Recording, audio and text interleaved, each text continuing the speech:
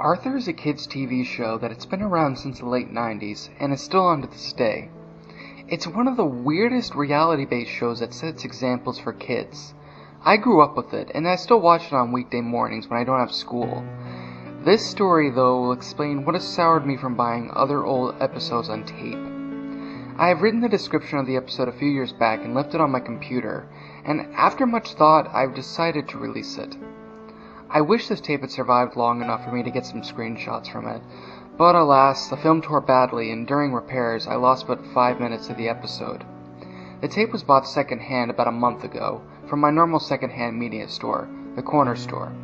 For those of you who don't live in central Alberta, it's an old music store that became a second-hand book/movie store some time ago. I had bought almost 100 VHS tapes from him, all of which worked fine, except for this one. I bought the tape because I'm trying to find the old episodes of Arthur again, to bring back good memories of my childhood. I love that show, and still watch it to this day. As all should know, they still make it, and the new ones are nothing to really brag about. The animation looks cheap and rather rushed, the stories are often dull and focused on the mental illnesses in children, like the one about the kids with Asperger's, and the one that focused on cancer. It feels out of place. Characters have also changed. The bullies are now good guys, Francine's even more of a bitch, and DW no longer has moments that make her seem like more than a spoiled brat. The show has been ruined. To escape this mess, I went out to buy some old episodes on tape. Home recordings are of particular interest, so I could see some of the old commercials that had aired at the time. I bought about $5 worth of old tapes, each at 50 cents each. They all seemed fine. Each was properly labeled with episode times, recording dates, and timestamps. The one that caught my eye was the title Death of Grandma, recorded on March 5th, 1998, with a low timestamp, 15 minutes 24 seconds, lost the channel.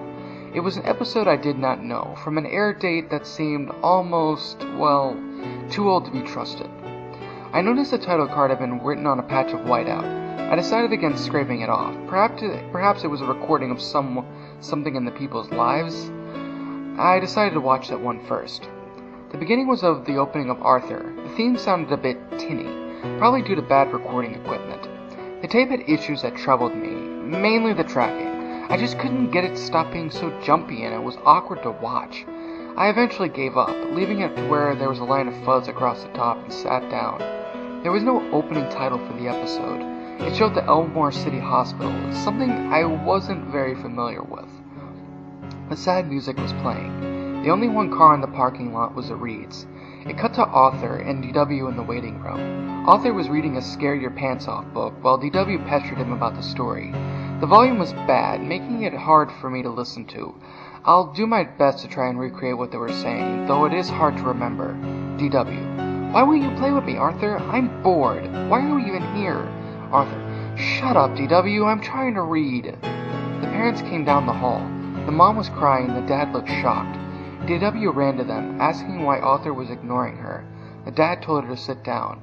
Arthur's dad: Now, kids, I'm afraid that we won't be seeing Grandma Thor again. She's gone to a better place.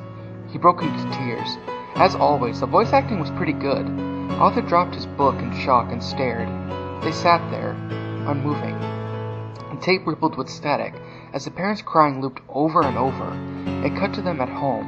The mom was talking on the phone, looking sad but acting professional. DW was staring at the TV, but it was just a black screen. Baby Kate was just sitting there, unmoving. The dad was making a wedding cake, his face grim. The doorbell rang and Arthur opened the door. It was Buster. Buster: Hey, I heard what happened. Want to go down to the Sugar Bowl and talk? Arthur: Sure. The shot of the Sugar Bowl appeared, but there was no music, only wind blowing. I noticed that it was fall in the episode as dead leaves littered the ground. Arthur and Buster were sitting there, not talking, not moving. It reminded me of those still frames that sometimes appears in the old TMNT show. Buster spoke, but his mouth was not moving with the words at all. Buster: We should do something fun to cheer ourselves up. Arthur just stared at him, eyes blank. It suddenly cut to the funeral. Everyone was in black. There was no music, only crying. The casket was pure white, draped in flowers. It showed Arthur, his face wet with tears, before the imagination sound cue came in. The casket opened, and it wasn't Grandma Thora, but instead his mom. Her face was heavily wrinkled, like in the episode where DW got lost in the mall, and was thinking about what life would be like without her. Her teeth were showing, and the color was off, being more of a yellow than the normal white. Her eyes suddenly opened, and they were not human, but rather black button eyes like an author's stuffed Bear Stanley. He screamed, and everyone vanished, leaving him alone in the church. The walls fell in, exposing a red and black streaked sky. DW's laughter could be heard, high and rapid. There was a loud bang, and the images stopped. Arthur was sitting there, with his face pale. His mom was whispering something to Dad. DW was crying, and they were walking in a single-file line to the coffin. As Arthur got closer, you could hear the buzzing of flies. He swallowed and wiped his eyes. The coffin lid was open. He looked in, and there was a shot of his face. He was enraged. There was a flash of white, and the sound was gone for a moment. Suddenly, they were in the car again. The episode ended. As for commercials, they weren't really anything amazing, just for ads for like Chick-fil-A and KSPS. The next part did have a title, Recovery. It was written on a plain white background. I could hear DW screaming, like when Arthur punched her, before the episode started up. The family was at a home. It seemed like a continuation of the previous part.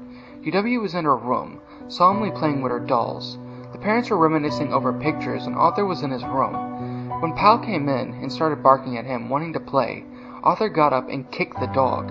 He kept kicking him. The soundtrack was now consisting of Pal's yelps before slamming his door shut. Kate started crying. Arthur gritted his teeth and the screen faded out. The next scene showed that it was nighttime as Arthur crept out of his room, with his backpack on his shoulder. He walked past Pal, who whined and drew away, before grabbing his coat and sneaking out. He ran for a full 3 minutes, the streets in all shadows. There was music, very soft, normal, happy music that we all knew from the show. That ended, though, when he ran into the graveyard. He stopped at his grandma's grave, staring at it.